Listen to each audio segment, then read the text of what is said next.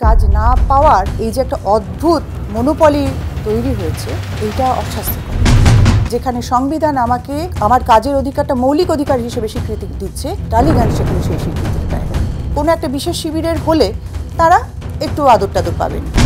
এখানে মাসল পাওয়ার এই অসভ্যতাগুলো অনেক দিন ধরে চলে আসছে। প্রমাণ দিনের পর দিন দেখতে পাচ্ছি না, সহ্য করতে পারছি না। তো এই বিপ্লবী সত্তা থাকুক না কেন, সে এখানে বিপ্লব করতে পারবে না। মানুষ যে শিল্প করতে এসে সে তো শেষ পর্যন্ত ভিক্ষে করতে পারে না। কতগুলো অশিক্ষিত লোক তারা ঠিক করে দেবে তুমি কাকে নেবে কাকে নেবে না, কে কাজ করবে কে কাজ করবে না। নমস্কার, দেখছেন ট্রাইব টিভি বাংলা। বিশ্বাসে অবিশ্বাস অনুষ্ঠান নিয়ে আপনাদের সাথে আমি অনন্যা রয়েছি। এই বিশ্বাসে অবিশ্বাস অনুষ্ঠানের প্রতি পর্বেই আমরা আপনাদের কাছে তুলে ধরেছি টলিউডের অন্দরের যে চূড়ান্ত অব্যবস্থা, বিশৃঙ্খলার পরিস্থিতি তৈরি হয়েছে সেই কথা। উঠে এসেছে কাটমানি, সিন্ডিকেট রাজ, মাফিয়া রাজের মতো একাধিক অভিযোগ। আজ আমাদের সঙ্গে রয়েছেন প্রখ্যাত ডিরেক্টর শতরূপা সান্যাল। আমরা তার কাছ থেকে শুনে নেব যে তার ঠিক কী অভিজ্ঞতা। শতরূপাদি, ট্রাইব টিভি বাংলায় আপনাকে অনেক অনেক স্বাগত। আমি শুরুতেই যে কথাটা বললাম যে টলিউড থেকে একসময় এত ভালো ভালো ছবি হয়েছে, এত ভালো ভালো ডিরেক্টররা কাজ করেছেন, বাংলা শিল্প সংস্কৃতির পীঠস্থান হিসাবে এমনিতেই সারা বিশ্বে পরিচিত। সেখানে টলিউড শিল্প সংস্কৃতি তৈরির একটা আঁতুর ঘর আমরা বলতে পারি। সেখানকার দ্বন্দ্ব আদালতে পৌঁছে যাচ্ছে, এই পরিস্থিতি কেন? টালিগঞ্জ ফিল্ম ইন্ডাস্ট্রির দ্বন্দ্ব আদালত পর্যন্ত পৌঁছে যাওয়াটা এটা একদিক থেকে আমি বলবো স্বাস্থ্যের লক্ষণ। তার কারণ কোনো একটা জায়গায় যদি দেখা যায় যে দীর্ঘদিন ধরে একটা শিল্পসম্মত জায়গায় যেখানে শিল্প সৃষ্টি হবে এবং যে শিল্পটা পণ্য হিসেবে মার্কেটে আসবে, সেইখানে যদি একটা মানে বাধা সৃষ্টি হয়, সেখানে যদি প্রথমেই একটা প্রি সেন্সরশিপ তৈরি করা হয় যে এইটা করলে আমি ছবিটা করতে পারবো না বা আমি আদৌ ছবি করতেই পারবো না যদি এই জিনিসগুলো না মানি, সেই যে মানে একটা বিরাট বাধা, সেখানে এতদিন পর্যন্ত বিশেষ করে গত 15 বছরে তো কেউ ছিল না যারা এখানে একটা আরবিট্রেশন করতে পারে। তো কখনো কখনো মনে করা হয়েছে যে এখানে প্রশাসনিক হস্তক্ষেপে হয়তো এই সমস্যাগুলো মিটতে পারে, কিন্তু সেটা না হয়ে সেটা আদালত পর্যন্ত যখন গেছে তখন এইটুকুনি একটা আমার কাছে মনে হচ্ছে, এটা একেবারেই ব্যক্তিগতভাবে আমার মত, যে তাহলে দেশে একটা আইন শৃঙ্খলা আছে এবং সেই আইন শৃঙ্খলার জায়গায় একটা মান্যতা দিয়ে মানুষ তার বিচার চাইতে গেছে এবং সেখানটাতে হয়তো একটা নিরপেক্ষ বিচার হতে পারে, যেটা এতাবৎকালে নিরপেক্ষতার কোনো বিষয় আমার তো চোখে পড়েনি। এবং আমার যখন চোখে পড়েনি, আমার ধারণা অধিকাংশ মানুষ যারা ফিল্মকে ভালোবেসে, চলচ্চিত্রকে ভালোবেসে ছবি বানাতে এসেছে, ছবি দেখাতে এসেছে, ছবির ভেতরে অংশ নিতে এসেছে, তারাও দেখেনি। টলিউডটা যখন একটা শিল্প তৈরির জায়গা, সেখানে সবাই একটা ভালোবাসার জায়গা থেকে কাজ করে, সেটা পরিচালক হোক কিংবা টেকনিশিয়ান। আর সেখানে যদি বাধা বা সেন্সরশিপ, আপনি যেটা বলছেন, কি ধরনের বাধা বা সেন্সরশিপ ফেস করতে হচ্ছে? আমি প্রথমেই একটা কথায় মানে একটু দ্বিমত পোষণ করছি যে এটা ঠিকই, শিল্পসম্মত জায়গায়, শিল্প সৃষ্টির জায়গায় সকলে ভালোবাসা বা প্যাশন থেকে আসে, এটা থিওরিটিক্যালি সত্য, প্র্যাকটিক্যালি নয়। সবাই এখানে ভালোবেসে আসেনি। আমি আমার এই প্রায় 25 বছরের যে আমার ফিল্ম কেরিয়ার, তাতে আমি দেখেছি যে আমি যখন প্রথম ছবি করি, আমার প্রথম ছবির ইউনিটের সবাই ছিল ব্যাচেলর, আমার অ্যাসিস্ট্যান্ট ডিরেক্টর থেকে শুরু করে আমার ক্যামেরাম্যান পর্যন্ত।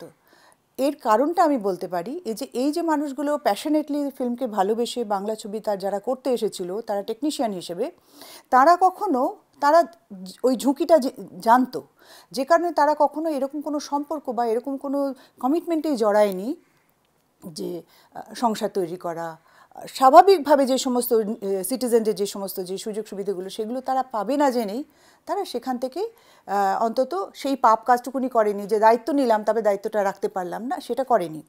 মানে এটা আমি একটা জাস্ট উদাহরণ হিসেবে বলছি।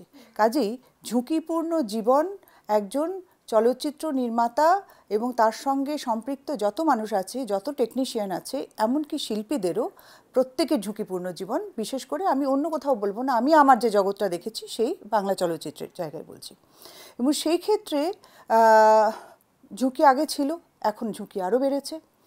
কিন্তু কিছু মানুষের হাতে যদি অনেকটা ক্ষমতা এসে যায়, যারা নির্ধারণ করবে যে কারা কাজ করবে আর কারা কাজ করবে না, এবং তার সেই রকম জায়গাতে যদি দেখা যায় যে দীর্ঘদিন ধরে কোনো টেকনিশিয়ান কাজই পেল না, তাকে কাজ করতে দেওয়া হলো না, অথবা এমন কোনো স্বজনপোষণীয় একটা অস্বাস্থ্যকর মাহল তৈরি হলো যেখানে কোনো শিল্পী দিনের পর দিন মানে ওই কি বলে নিষ্ফল মাথাকুটে সে গেছে, কিন্তু সে বিচার পায়নি। এখানে এটা তো কারোর কাছে তো বলা যাবে না যে আমি আমাকে নিজে প্রমাণ করতে পারলাম না তার কারণ আমি সুযোগ পাইনি বলে। এরকম টালিগঞ্জে গেলে টালিগঞ্জের অলিতে গলিতে এবং টালিগঞ্জের থেকে ফিরে আসা অজস্র মানুষের দীর্ঘশ্বাস টালিগঞ্জের উপর রয়েছে, ইন্ডাস্ট্রির উপর রয়েছে। আমি তো শুরুতেই যেটা তোমাকে বলছিলাম যে আমি যা দেখেছি সেটা খুব আদরণীয়, খুব সম্মাননীয় কিংবা খুব আরামের যে জায়গা না, এটা দেখিনি, গত 25 বছর দেখিনি। হ্যাঁ, স্ট্রাগল ছিল, লড়াই ছিল। আমার যখন আমি 97-98 সালে যখন আমি নিজে ছবি করতে শুরু করি, তখন যে তার যে পরিবেশ ছিল, আজকে তার পরিবেশ অনেকটাই বদলে গেছে। বলছি তো 15, 16, 17 বছরে মানে বদলাতে বদলাতে আজকে এমন একটা জায়গায়, যেমন সিনেমার টেকনোলজি বদলেছে, মানুষের এখানে মানুষের যে ইকুয়েশন, তার যে তুল্যমূল্য একটা বিচারের জায়গা, অর্থাৎ প্রত্যেককেই ভ্যালু করা হচ্ছে অর্থমূল্যে, এবং সেই জায়গাটাতে হচ্ছে কে কোথায় কতটা বেশি ইনক্লাইন্ড, তবে সে কাজ পাবে। কাজ পাবে না, তুমি হাজার কাজ জানা থাকলেও কাজ পাবে না। এবং এই কাজ না পাওয়ার এই যে একটা অদ্ভুত মনোপলি তৈরি হয়েছে, এইটা অস্বাস্থ্যকর। কিন্তু আপনি যেটা বলছেন যে কাজ না পাওয়ার মনোপলি তৈরি হয়েছে, কিন্তু একদল মানুষ তো কাজ করছেন এবং বিভিন্ন পরিচালকরাও কাজ করছেন, যেমন সৃজিত মুখার্জি বলুন বা রাজ চক্রবর্তী বলুন, তারা তো কাজ করছেন। আবার টেকনিশিয়ানদের ক্ষেত্রেও বলা হচ্ছে যে বেশ কিছু নির্দিষ্ট গোষ্ঠী রয়েছে তারা কাজ করছে, কিছু মানুষজন রয়েছে তারা কাজ করছেন, তাহলে বাকিরা করতে পারছে না কেন? তোমার প্রশ্নের ভেতরেই তো উত্তরটা আছে। তার কারণ হচ্ছে এই যে কিছু মানুষদের কথা তুমি বললে, এখানে না একটা অদ্ভুত ধরনের ব্যাপার রয়েছে। চলচ্চিত্র, সাহিত্য, শিল্প সমস্ত কিছুই সেটা উৎকৃষ্ট জায়গায় পৌঁছবে একটা জায়গায় যদি সেই যিনি সৃষ্টিকর্তা বা স্রষ্টা, তার যদি চিন্তাভাবনার জায়গাতে কোনো রকম এমবার্গো না থাকে, অর্থাৎ সে স্বাধীনভাবে চিন্তা করতে পারে। কিন্তু প্রথমেই যত তুমি নাম বললে, এরা কোনো একটা বিশেষ গোষ্ঠী বা বিশেষ ধরনের চলচ্চিত্র একটা শিবিরের মতন, যেখান থেকে তারা একটা কমফর্ট জোনে তারা কাজ করছেন, তারা হিট দিচ্ছেন, ছবি হচ্ছে, কিন্তু অন্যরা ছবি করলে তারা হিট দিতে পারতেন না, এটা তো পরীক্ষাই হয়নি। আর এবার শুধু চলচ্চিত্র, আমি পরিচালকদের কথা বলছি না, টেকনিশিয়ানদের কথা বলছি। টেকনিশিয়ান, প্রথম কথা, আমাদের এত কাজ হয় না যে সব টেকনিশিয়ানরা সারা বছর ভোর প্রচুর কাজ করতে পারে। কিন্তু ধরা যাক তোমার এক হাঁড়ি ভাত তৈরি হলো, এক হাঁড়ি ভাত খাবে 20টা লোক। তুমি বরাবরই যেটা ব্যবস্থা করলে যে এই 20টা লোকে, এই যে 20টা লোকের যে ভাতটা তৈরি হচ্ছে, এটা তোমার 10টা লোকে খেয়ে যাচ্ছে। বাকি 10টার যে বন্দোবস্ত রয়েছে সেটা ধরো ফেলা যাচ্ছে, কিন্তু বাকি 10টা লোকে খেতে দেওয়া হচ্ছে না। তাহলে কি তুমি সেটাকে সমবন্টন বলবে? নিশ্চয়ই নয়। এমনিতে এখানে কাজের পরিমাণ কম, সেখানে যদি কোনো বিশেষ একটা স্ট্রং শিবিরেও হয়তো সেখানটাতে একটা রাজনৈতিক ভাবধারা বা একটা ক্ষমতায়ন রয়েছে, সেখান থেকে অজস্র ছেলেমেয়েরা যাদের হয়তো কলেজের ডিগ্রি রয়েছে, সে কাজ করতে জানে, কিন্তু এই বেকার সমস্যা সংকুল একটা দেশে যেখানে সংবিধান আমাকে আমার কাজের অধিকারটা মৌলিক অধিকার হিসেবে স্বীকৃতি দিচ্ছে, টালিগঞ্জ সেখানে সেই স্বীকৃতিটা দেয় না। কাজের অধিকারটা এখানে মৌলিক স্বীকৃতি নয়, তোমার কার্ড আছে কিনা সেটা হচ্ছে তোমার মৌলিক স্বীকৃতি। এবং কার্ড পাওয়া না পাওয়াটা, এটা নিয়ে এখন ওপেন সিক্রেট, সবাই জানে। যেসব টেকনিশিয়ানদের কার্ড আছে তারা, অর্থাৎ ওই বিশেষ কোনো একটা ফেডারেশনের কার্ড আছে, এখানে কোনো পাল্টা ফেডারেশন বা পাল্টা কোনো ইয়েও নেই, যার ফলে যে একটা যে কোনো জায়গাতে একটা ব্যালেন্স থাকতে হবে, তো তা নেই। এক ঘোড়াই দৌড়চ্ছে, সুতরাং যে ঘোড়াটা দৌড়চ্ছে সে তো জিতবে, কম্পিটিটর নেই। তো এইরকম একটা জায়গায় যেখানে রুটি রুজির প্রশ্ন না, তখন মানুষের মুখ বন্ধ হয়ে যায়। মানুষের সবচেয়ে দুর্বল জায়গা কি? তার পরিবার। তো পরিবারটাকে তার, আমারই টেকনিশিয়ানরা যখন আমাকে কখনো বলে যে আমার মেয়ের কলেজের ফিস দিতে পারিনি, দিদি আমার একটা কাজের ভীষণ দরকার, কেউ যখন বলছে যে আমার বাড়িতে অমুকে অসুস্থ, সেখানে যেখানে চিকিৎসা করতে নিয়ে যাবে সেখানে স্বাস্থ্যসাথী কার্ড নিচ্ছে না, তারা নেয় না, কি করব আমি? কাজ তো নেই, কাজ সবার জন্য নেই। সবার জন্য নেই। এটা কি টেকনিশিয়ানদের ক্ষেত্রে যেমন সত্যি, পরিচালকদের ক্ষেত্রেও ততটা সত্যি, বা অভিনেতা অভিনেত্রীদের ক্ষেত্রেও কি একই ঘটনা ঘটছে? আমাদের টালিগঞ্জ ইন্ডাস্ট্রির সবচেয়ে বড় সমস্যা যেটা হচ্ছে, আগে ধরো একটা ইম্পা ছিল, ইম্পাটা এখনও আছে, মানে কি বলবো, আড়ে বহরে তার হয়তো আকৃতিটা অনেক ছোট হয়ে গেছে এবং তার মানে কর্মের পরিধিও কমে গেছে। কারণ হচ্ছে সেখানে তিনটে মানুষদের সংগঠন, সেটা হচ্ছে যে প্রডিউসার, ডিস্ট্রিবিউটার, এক্সিবিটার, ইম্পা। এখন দেখো এখানে প্রডিউসার ডিস্ট্রিবিউটার এখন মোটামুটিভাবে একই, এক্সিবিটার তাদের সংখ্যা কমে গেছে, ছিল 750 হল, সেখানে কমতে কমতে এখন সিঙ্গেল স্ক্রিনের সংখ্যা কত হয়ে দাঁড়িয়েছে, বোধহয় 100 কি 150। সুতরাং এই জায়গাগুলো অনেক কমে গেছে। আর মানুষের জায়গায় যেটা হচ্ছে, ধরো ডিরেক্টররা আগে স্বাধীনভাবে নিজেরা জোগাড় যন্ত্র করে টোরে কাজ করতো, কিংবা ধরো বড় বড় হাউস যেটা ছিল সেটা, ধরনগুলো সময়ের সঙ্গে সঙ্গে বদলাতে এসছে। সুতরাং মানে ডিরেক্টরদের কাজ পাওয়া না পাওয়াটা, সেটার সঙ্গে কিন্তু আবার আর্টিস্টদের কাজ পাওয়া না পাওয়া সেটার কিন্তু এক জিনিস নয়। আবার টেকনিশিয়ানদের কাজ পাওয়া না পাওয়া সেটা কিন্তু এক জিনিস। হয়তো কমন একটা ফ্যাক্টর হচ্ছে, কোনো একটা বিশেষ শিবিরের হলে তারা একটু আদর টাদর পাবেন, একটু পাত্তা পাবেন, কিন্তু বিশেষ শিবিরের না হলে তারা খুব একটা পাত্তা পাবেন না। তারপরে ওই সেই ব্যাপারটা যেটা বললাম, সেটা কি যন্ত্রণায় মরেছে পাথরে নিষ্ফল মাথা কুটে, তার বৃদ্ধ হয়ে যাবে, কিন্তু তারপরে বলবে যে আমিও কিন্তু টালিগঞ্জে যেতাম, আমার ভেতরেও সম্ভাবনা ছিল, আমিও। আপনি তো ডিরেক্টর, তো সেক্ষেত্রে আপনাদের ক্ষেত্রে কি কাজের স্বাধীনতা বা স্বতন্ত্রতা সেটা কোথাও গিয়ে বিঘ্নিত হচ্ছে? মানে আপনারা যে ধরনের টেকনিশিয়ান বা অভিনেতা অভিনেত্রীদের নিয়ে কাজ করতে চাইছেন, সেখানে কি কোথাও হস্তক্ষেপ আসছে? হ্যাঁ, হস্তক্ষেপটা কীরকম আমি বলি, সেটা হচ্ছে যে একটা বললাম যে একটা তো ফেডারেশন রয়েছে, একটা গিল্ড রয়েছে, তাতে বিভিন্ন বিভাগের লোকজন রয়েছে। এখন যদি তুমি মনে করো যে তুমি সেখান থেকেও বেশ কয়েকজন টেকনিশিয়ানকে পছন্দ করে নিলে এবং তুমি চাইলে তার সঙ্গে কিছু লেখাপড়া জানা, তোমার ধরো যাদবপুর ইউনিভার্সিটি বা সেন্ট জেভিয়ার্সের কিছু ছাত্রকে তুমি তা নিচ্ছ, যে সিনেমাটোগ্রাফি নিয়ে পড়াশোনা করে এসছে, যে বিদেশ থেকে হয়তো এসেছে, তাকে তুমি নিচ্ছ, কিন্তু এখানকার নিয়ম যেটা হচ্ছে, তুমি নিতে পারবে না। মানে কোথাও কিন্তু নিয়ম নেই। আমি কিন্তু বহুবার এই জায়গাটাতে বলেছি, তোমাদের কোথায় আছে কাগজটা দেখাও, কোথাও তো একটা লেখা আছে। কেউ কোনো দিন আজ পর্যন্ত একটা লাইন কোনো মানে অলিখিত নিয়মটা কীরকম, কেউ কিচ্ছু বলবে না। তোমার হঠাৎ করে তুমি দেখলে তোমার টেকনিশিয়ানদের মধ্যে একজন মানুষ যার ওই গিল্ডের কার্ড নেই, কিন্তু সে কর্মদক্ষ এবং সে কাজটা জানে, হয়তো সে কোনো একটা ভালো ইনস্টিটিউট থেকেই পাশ করে এসেছে, সবাই সেদিন হাত তুলে নিল, কিচ্ছু তুমি জানো না, তোমার জেনারেটারের খুলে দিল, কাজ হচ্ছে না। আমি নিজে এটা সাফার করেছি, আমি নিজে ফেস করেছি এগুলো। সুতরাং এখানে ওই লিখিত অলিখিত ঘটনা যেটা হচ্ছে, এখানে মাসল পাওয়ার এবং যেটা আমি ক্ষমতার কথা বলছি, এই অসভ্যতাগুলো অনেক দিন ধরে চলে আসছে। শোনো, আমি ছবি না করলে না আমার নুন ভাতটুকুনি জুটে যাবে।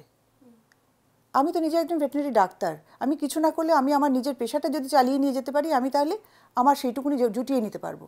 কিন্তু ফিল্মকে তো আমি প্যাশনেটলি ভালোবেসেছি, যেভাবে একজন প্রেমিকা তার প্রেমিককে ভালোবাসে, আমি ফিল্মকে সেভাবে ভালোবাসি। আমি তার এই অপমান দিনের পর দিন দেখতে পাচ্ছি না, সহ্য করতে পারছি না। সারা পৃথিবীতে চলচ্চিত্র বিষয়টা অনেক দূর এগিয়ে গেছে, টালিগঞ্জ কিন্তু একটা ছোট্ট আবর্তের মধ্যে ঘুরে আছে। তুমি বলো না, আজকে এতদিন ধরে এত ছবি হচ্ছে, কেন আন্তর্জাতিক স্তরের কোনো ছবি তৈরি হচ্ছে না? কেন আন্তর্জাতিক স্তরের কোনো পরিচালক উঠে আসছে না? আমাদের পরিচালকরা কাজ কম জানে, নাকি তাদের ভেতর ক্রিয়েটিভিটি কম? কিন্তু তোমার ঘরে কাজ করতে গেলে তোমার মতন করেই আমায় কাজ করতে হবে, এইটাই হচ্ছে অলিখিত।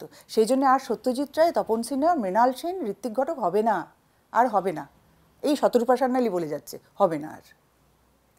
বেশ, আমরা আবারও আলোচনায় ফিরবো, কিন্তু তার আগে নিয়ে নিচ্ছে একটা ছোট্ট বিরতি। ফিরে আসছি বিরতির পর, সঙ্গে থাকুন। ফিরলাম বিরতির পর। আজ আমাদের সাথে রয়েছেন শতরূপা সান্যাল।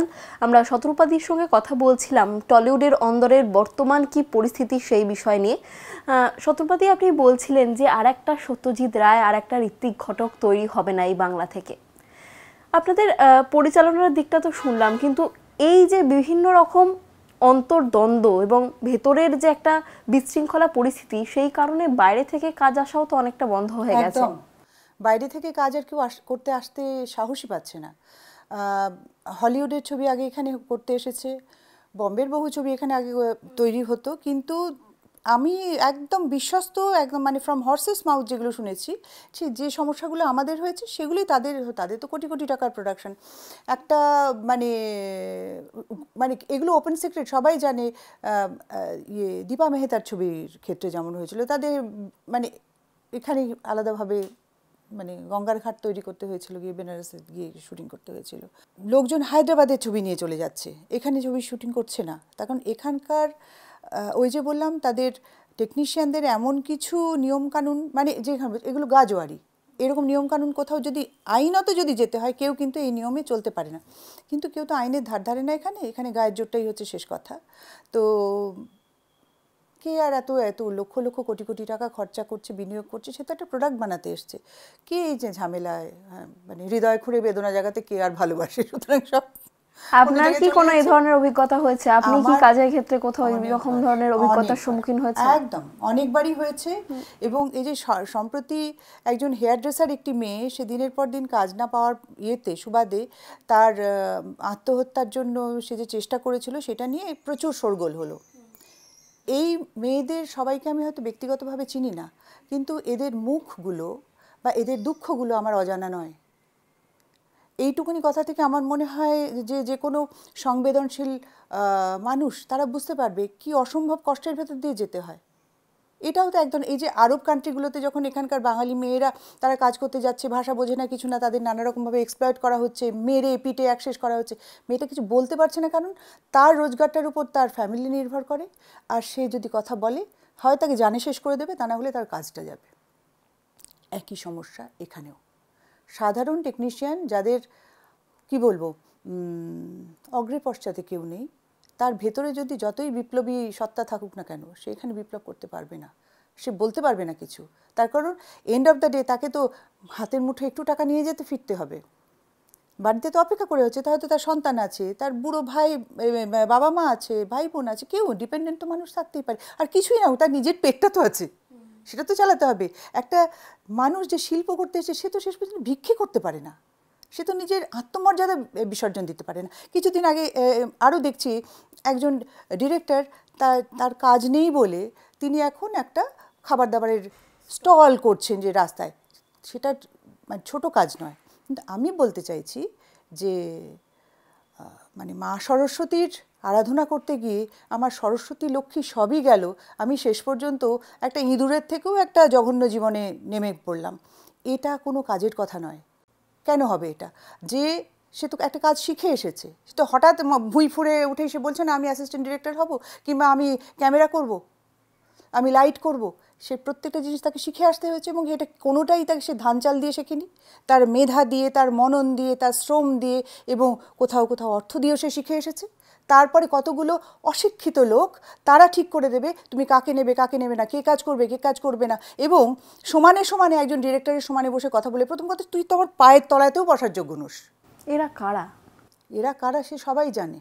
সমস্যা হচ্ছে যে একটা গল্প আছে না, যে এক রাজাকে রক্ষা করার জন্যে তার একটা বাঁদরকে দায়িত্ব দেওয়া হয়েছে, বাঁদরটা পাশে বসে আছে, সে রাজার প্রতি খুবই অনুগত, তার হাতে একটা তরোয়াল দেওয়া হচ্ছে।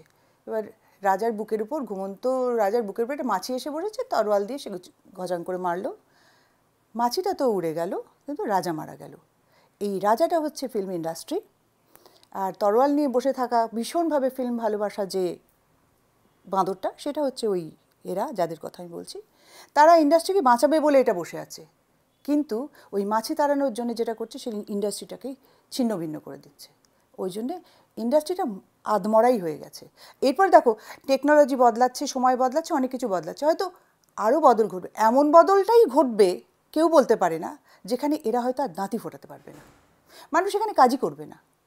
যারা কাজ করে তারা করবে, যারা ব্যবসা করে তারা ঠিকই রাস্তা করে নেবে। অনেকে এখানকার পরিচালকরা উড়িষ্যায় গিয়ে শুটিং করছেন, বাইরে গিয়ে শুটিং করছেন, এখানে শুটিং করছেন না, তো এখানকার টেকনিশিয়ানরা তো তাহলে কাজ পাবে না, তারা কাজ পেতে চায় না। আপনার অভিজ্ঞতাটা ঠিক কিরকম? আপনি কি ধরনের সমস্যার সম্মুখীন হয়েছেন? আমি বলবো তোমাকে অভিজ্ঞতার কথা। আমার একদম প্রথম যখন ছবি করতে আসি, সেই ছবি করবার সময়, সেটা তখন 35 মিলিমিটার, তখন তো ডিজিটাল আসেনি। সেই সময় যে ইউনিট তৈরি করা হয়েছিল যেগুলো, তখন যে একজন ম্যানেজার এসেছিলেন, তিনি সব কিছু করে দিয়েছিলেন, আমাকে সবাইকে চিনতাম না বলে। পরবর্তী যখন ছবি হলো, এবং আমার প্রথম ছবিটা খুবই আদৃত হয়েছিল, এবং দর্শক এবং বোদ্ধা মহল আমাকে ডিরেক্টর হিসেবে মেনে নিয়েছিল। পরবর্তীতে আমি যখন ছবি করতে আসি, তারপরে যে ছবিটা, সেই ছবিটার ক্ষেত্রে সেই ছবি থেকে অ্যাকচুয়ালি আমার ওই সুর কাটতে শুরু করলো। এবং পরপর আমি ধরো আজ পর্যন্ত 8-9টা ছবি করলাম, এমন একটা ছবি নেই যে ছবিটা আমার স্মুথলি কোনো রকম কনফ্রন্টেশন ছাড়া কমপ্লিট হয়েছে।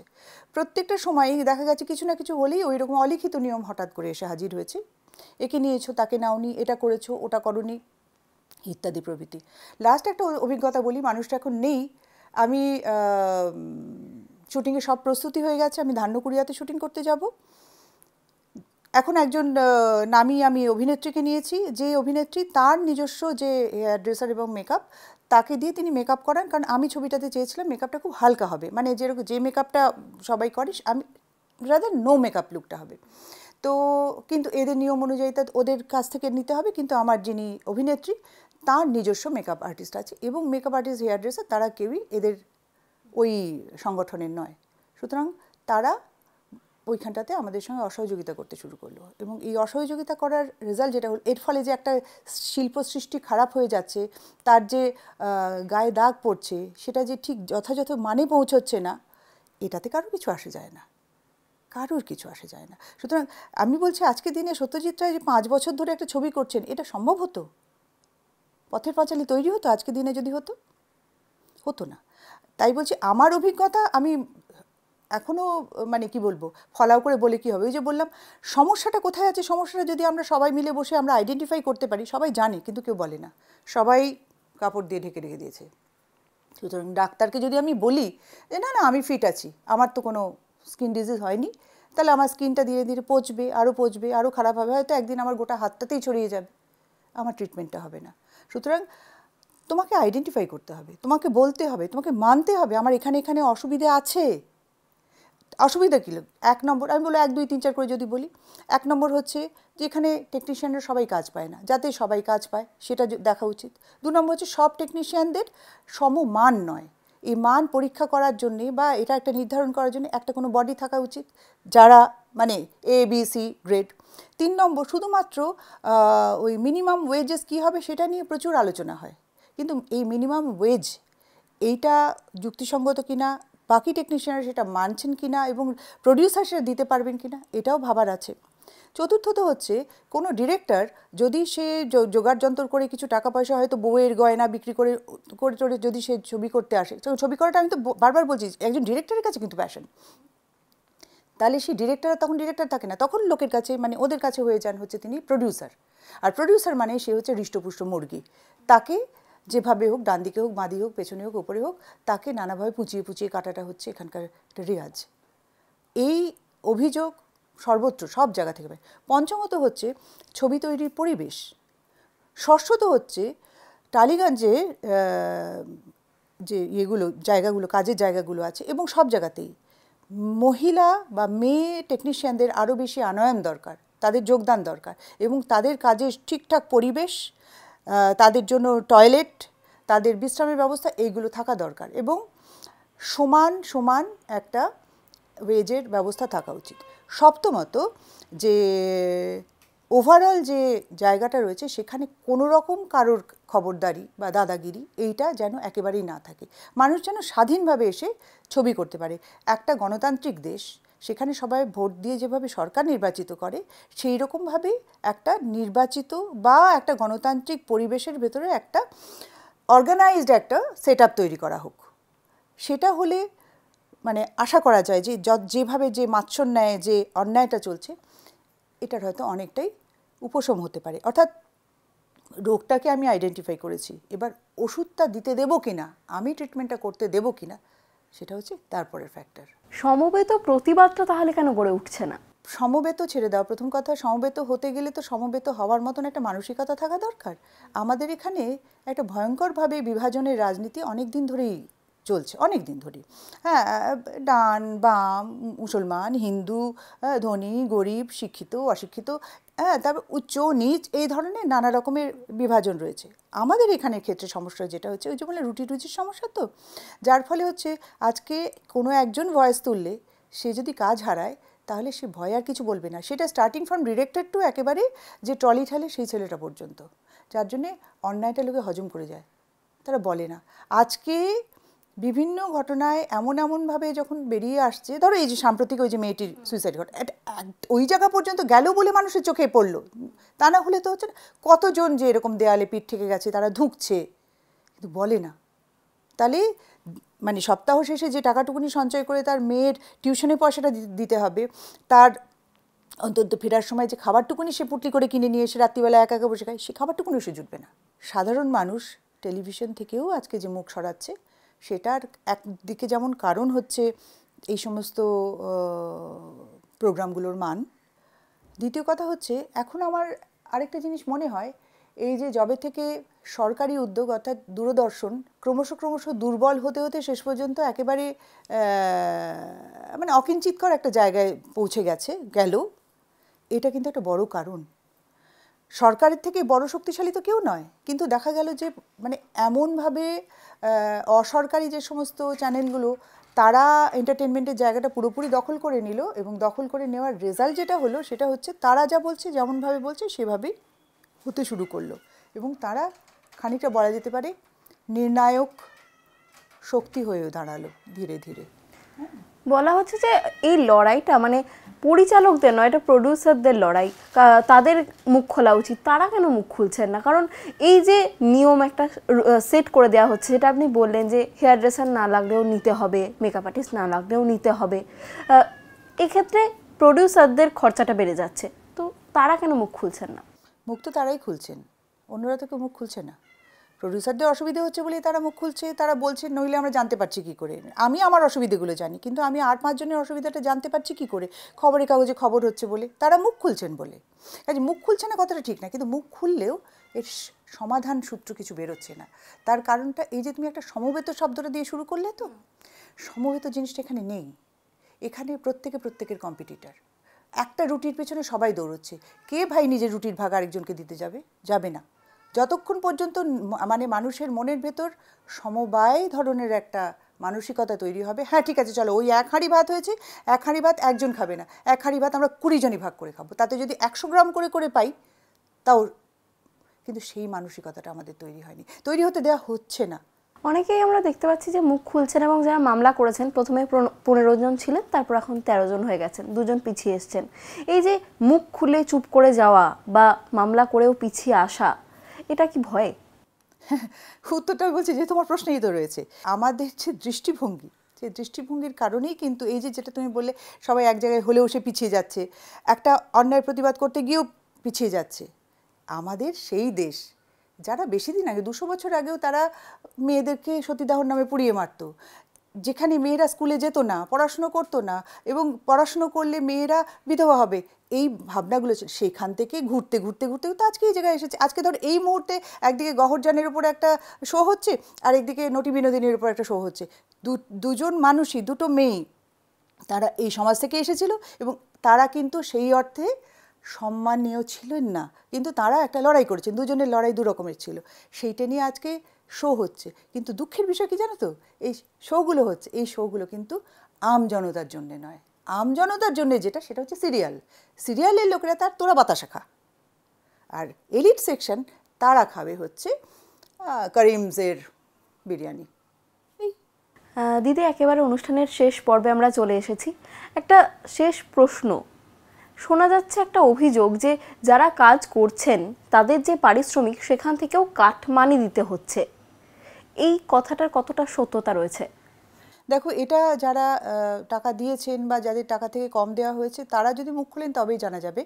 আমার ইউনিটে আমি যতদিন কাজ করেছি এরকম কোনো, যাকে যে টাকার কথা বলা হয়েছে তাকে সেই টাকা সরাসরি প্রোডাকশন থেকে দিয়ে দেওয়া হয়েছে, আমার প্রোডাকশন থেকেই দিয়ে দেওয়া হয়েছে। তার হাতে তো টাকাটা পৌঁছচ্ছে, কিন্তু তাকে কোথাও কাটমানি দিতে হচ্ছে ওই কাজটা পাওয়ার জন্য। এইটা না ঠিক সরাসরিভাবে আমার জানা নেই, তবে যে ধরনের নোংরামি অনেক দিন ধরে এখানে গেড়ে বসেছে, এটা যদি কোথাও ঘটে আমি একটুও অবাক হব না। আপনারা শুনলেন শতরূপাদির কাছ থেকে তার অভিজ্ঞতার কথা, ঠিক কি চলছে টলিউডের অন্দরে, এবং সেই বিশৃঙ্খলার ছবিটা আরও একবার ফুটে উঠল। এর শেষ কোথায়, এর শেষ কবে, এর শেষ কিভাবে হবে আমাদের জানা নেই।